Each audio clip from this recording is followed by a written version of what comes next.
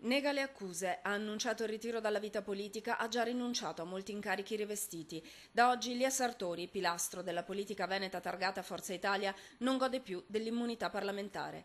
Scadono infatti proprio in questa giornata i componenti del vecchio Parlamento di Bruxelles di cui faceva parte e quel provvedimento di custodia agli arresti domiciliari, rimasto sospeso il 4 giugno scorso, dovrebbe essere notificato dalla Guardia di Finanza alla Sartori forse già domani. Secondo l'accusa avrebbe ricevuto dall'imprenditore Pier Giorgio Baita, per mezzo dell'ex presidente del Consorzio Venezia Nuova Giovanni Mazzacurati, 200.000 euro in nero a fronte di 25.000 contabilizzati come finanziamento alla propria campagna elettorale.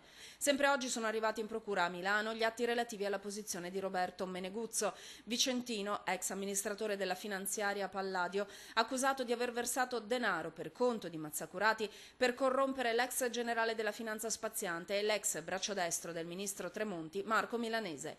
Motivo del trasferimento: una mazzetta da 500.000 euro giunta nella sede della Palladio, nel capoluogo lombardo.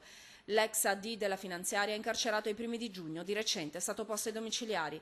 E il caso del patteggiamento respinto per il sindaco dimissionario di Venezia Orsoni ha innescato qualche polemica. Secondo i PM titolari dell'inchiesta sarebbe stata meglio una pena minima ma certa, invece di correre il rischio prescrizione. Orsoni invece ci sperava e prepara la sua difesa, spiega il legale.